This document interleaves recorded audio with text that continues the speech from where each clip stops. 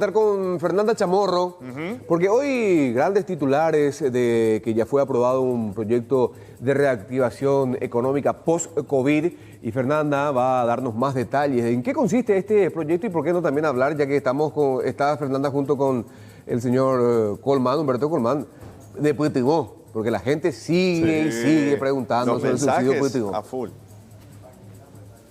Así mismo, ¿qué tal? ¿Cómo están, Chiche, Aníbal, Gisela? El saludo también para los televidentes. Exactamente, de esos dos puntos queremos hablar acá con el viceministro Humberto Colmán, porque estábamos comentando también, y ya ustedes lo repasaban, ¿cuál fue la vulnerabilidad, por ejemplo, del sistema Puigdemont? Pretendían sacar dinero, que por fortuna esto no se llegó a concretar, y finalmente estas personas que en un principio iban a ser afectadas podrán recibir finalmente este subsidio. Además de lo que tiene que ver también con el plan de reactivación económica. Viceministro, tocar primero lo que tiene que ver con Puigdemont, porque ustedes dicen, Hacienda tiene todo asegurado y de Hacienda por lo menos no se escaparon los datos, ¿verdad? Absolutamente, ¿verdad? Que es importante aclarar que lo que tiene que ver con el programa Puigdemont tiene, por lo menos podemos decir, tres etapas. Una etapa donde ya pasó antes, las personas se postularon, hicieron una declaración jurada. Dentro de Hacienda, en un sistema cerrado, podríamos decir, de cruzamiento de datos, se verifica que las personas cumplan los requisitos. Los que cumplen los requisitos son seleccionados como beneficiarios.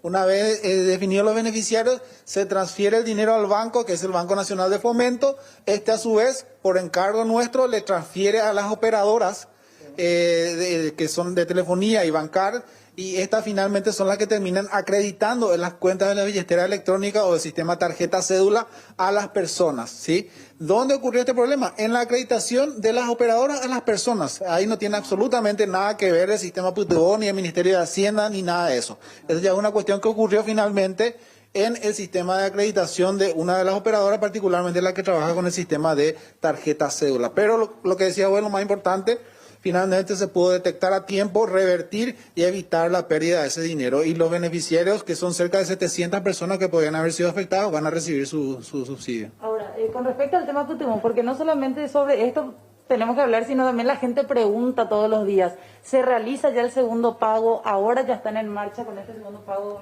Sí, efectivamente. El lunes a la tarde empezó la primera acreditación. Ya tienen que haber empezado a recibir un monto importante de personas. No tengo todavía el reporte a mano, pero el objetivo era llegar más o menos a cerca de 250.000 personas por día con las acreditaciones de este segundo pago. Ahora, lo que tiene que ver con el plan de reactivación económica, algunos rasgos que tiene que... ¿Cómo no? Como decía vos antes, este plan va a tomar lugar justamente una vez que podamos avanzar hacia la etapa final de la cuarentena inteligente. La idea, por supuesto, no se trata de un plan económico anticíclico común, es un plan muy importante, es un plan de recuperación, un plan donde queremos aprovechar no solamente para hacer más de lo mismo de las típicas políticas de estímulo a la demanda con la inversión pública, sino buscar hacer cambios duraderos que mejoren la calidad de vida de las personas, ¿verdad? Y son tres pilares principales en la propuesta. El primer pilar, diría, el más importante, es el de protección social, de más ingresos y una integración inteligente del país con el resto del mundo en una economía post pandemia que va a ser distinta a la que teníamos antes. En ese pilar, entonces, uno de los elementos principales va a ser la formalización. Vamos a seguir trabajando con un plan, con un sistema de subsidio a los trabajadores formales e informales, atendiendo a que va a haber todavía ciertos sectores que van a estar retraídos ante la situación económica en general. Ese es un elemento. También ahí lo que tiene que ver con el apoyo a las MIPYMES, el apoyo al comercio fronterizo, todo eso está ahí. Hay un montón de medidas que después podemos detallar más adelante. En el segundo pilar está el pilar que tiene que ver con el apoyo al financiamiento, una nueva banca pública que realmente llegue con créditos en buenas condiciones para las empresas, para la inversión, para los emprendedores y para la vivienda, que eso es tan importante. Y el pilar de inversiones públicas sería el tercer pilar. Inversiones públicas que hace el Ministerio de Obras, la ANDE, el Ministerio de Vivienda y Urbanismo.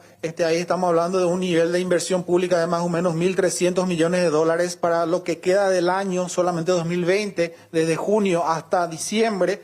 Y también en este pilar, relanzar las asociaciones público-privadas, relanzar nuevos proyectos de asociaciones público-privadas donde podamos tener una mayor participación, grandes obras de infraestructura, empleos para la gente.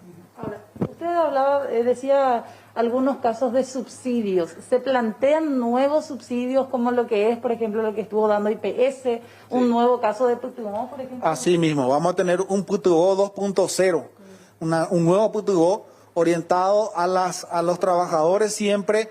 Quizás va a cambiar la modalidad, estamos planteando que ahora sea a través de la empresa, que la empresa sea la que haga, digamos, que la declaración jurada, o el cuentapropista que haga su declaración jurada, y en función a eso le vamos a pagar un subsidio por un tiempo que puede ser de 3 a 6 meses. El monto también se va a tener que precisar aún, pero la idea es que podamos tener esa ayuda por un tiempo un poco mayor para que la economía se recupere, ¿verdad? Eso también en el caso del IPS, que el IPS de hecho va a tener recursos remanentes de la transferencia que le ha hecho el Ministerio de Hacienda en el marco de la ley de emergencia, va a tener recursos para seguir apoyando a los trabajadores formales con las suspensiones temporales, ¿verdad? O sea, estamos hablando, según los informes que tienen ustedes, ¿podría darse incluso un tercer pago de lo que tiene que ver con IPS? Claro, ellos entiendo que van a tener un remanente de recursos importantes para las suspensiones temporales al menos, y para después seguramente los reposos tienen suficientes recursos, ¿verdad? Hay una estimación que más o menos unos 60 millones de dólares cuanto menos les sobraría después de realizar el segundo pago, ¿verdad? Y en el caso nuestro de PTU, la idea es que le ayudamos a las microempresas, a los cuentapropistas informales, con este subsidio, pero le ayudamos también de oficio en las instituciones públicas a su formalización. Principalmente, y lo más importante que queremos hacer es la formalización en la seguridad social, ¿verdad? Cobertura de jubilaciones y pensiones, pero también la formalización tributaria, la formalización en lo que tiene que ver con el registro de empresas, el registro de los trabajadores del Ministerio de Trabajo, etcétera. Hacia ahí apuntamos. Con el tema de FOGAPI, de otras actividades también crediticias que están teniendo para los pequeños, medianas y grandes empresas, ¿cómo se plantea? Porque muchos de ellos, viceministro, dicen, sí, te dan los créditos bajos, te dan un plazo de gracia también, pero eso solo lo conseguís en el Banco Nacional de Fomento, no se consigue con las bancas privadas. ¿Cómo se palia eso? Bueno, ahí justamente ese es el segundo pilar. Más financiamiento para el desarrollo, una nueva banca pública para la gente, eso es lo que queremos implementar. Y realmente es cierto, el Banco Nacional de Fomento finalmente está mostrando eso que siempre quisimos, ¿verdad? Una banca de desarrollo.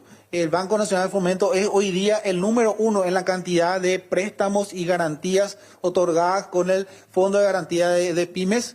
Y creemos que es justamente ese el brazo del Estado el que puede llegar más rápido. Y hacia ahí apuntamos con este plan, fondear al Banco Nacional de Fomento con recursos de largo plazo para que éste pueda dar los créditos. Siga ampliando entonces la base de sus clientes, MIPYMES, emprendedores, viviendas, apoyo al sector productivo. Queremos seguir trabajando, por supuesto, con la AFD y los bancos privados, y también está previsto un fondeo para eso, ¿verdad? Y atendiendo a los problemas que se han dado ahí, ¿verdad? Uno de los temas que se ha discutido, que puede ser un elemento que no permita una mayor profundización del FOGAPI, tenía que ver con la cobertura de las garantías, que actualmente está como máximo en el 80%.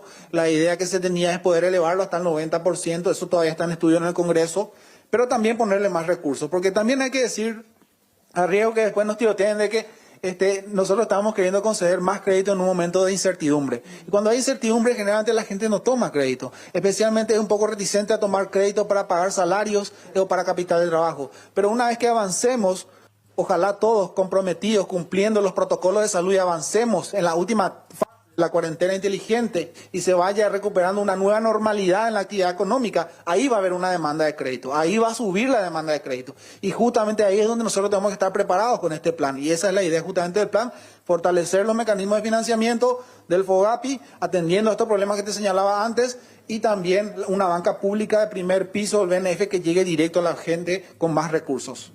Gracias, viceministro. Ahí está. Esto se tiene que presentar. Ayer se terminó bien en limpio el proyecto del plan de reactivación económica. Esto tendrá que ser presentado ya en los próximos días ante el presidente de la República para que se inicie. Y ojo, muy importante lo que decía el viceministro. Se plantea por lo menos una especie de PTU 2.0 también para la gente y trabajadores informales y también cuentapropistas.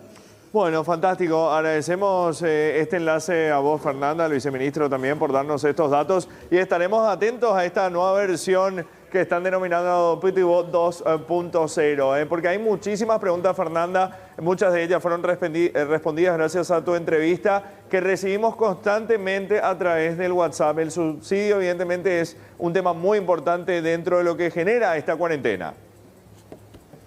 Definitivamente, así que vamos a estar aguardando. Y lo que tiene que ver también con con estos pagos posibles también de IPS, hay que estar muy atentos de acuerdo al dinero que vaya como que sobrando en estos próximos días, luego de los primeros pagos también, para ver si finalmente se concreta un tercer pago para trabajadores cesados sin goce de sueldo. Correcto. Fernanda, muchísimas gracias, de verdad.